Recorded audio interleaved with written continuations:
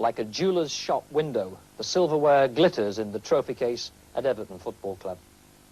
The comedians on the terraces at neighbours Liverpool do argue that Everton's trophies are more valuable than their own because these, they say, are all antique.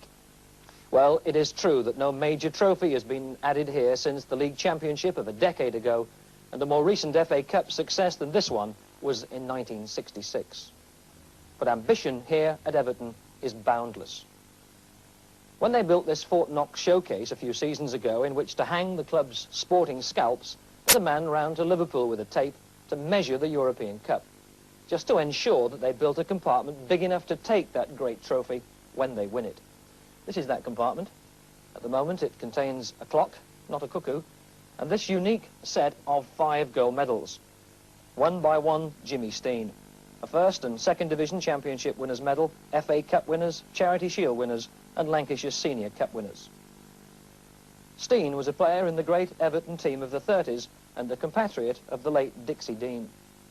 The pictures on the walls are testament to Everton's proud history. But what of the present and the future? A shareholders' call for better results follows Everton finishing 1 place off relegation last season. And fans have waged a long campaign of criticism of manager Gordon Lee in the letters page of the local sports paper.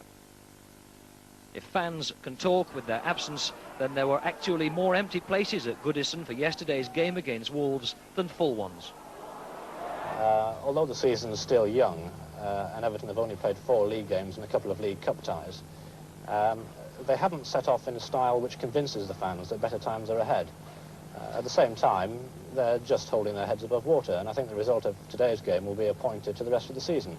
If they fail today, then they'll remain down at the wrong end of the First Division, right from the word go. Whereas if they get a good result, then the day of judgment will at least be postponed for a bit longer.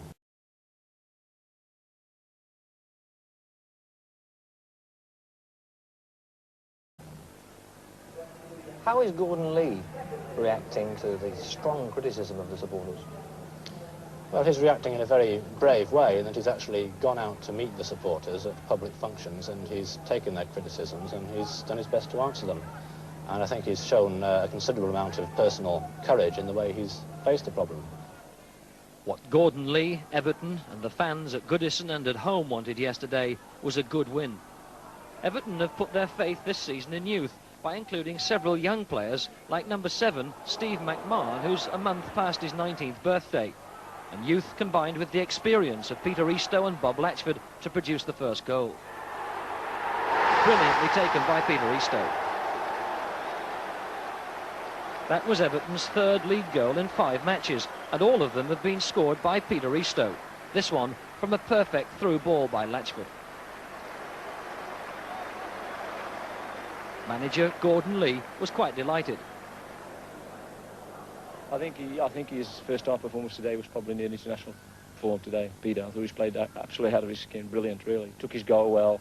He's a very, very good player, and I think you know, when he really gets his confidence, and confidence comes from scoring goals and good results, I think the lad can even do better. But he has done very, very well. Early in the second half, Everton went 2 up. Billy Wright, the scorer. But in truth, the goal was something of a gift, with the Wolves keeper Paul Bradshaw only flapping at the corner and Wright free to hit the ball on the volley, almost tearing the net. Bob Latchford had already been substituted, and Everton might have added a 3rd, when Eastoe found space but put his header wide. Wolves had their chances to score too, never more so than when McMahon tripped Peter Daniel in the last 5 minutes. It was clearly a penalty, and Everton didn't protest. The Everton keeper Jim McDonough hasn't conceded a goal in 4 games at Goodison since he signed from Bolton, and continued to lead a charmed life. Daniel's miss, the final act. Everton well worth their victory by 2-0. But still it appears the fans on the terraces just aren't satisfied.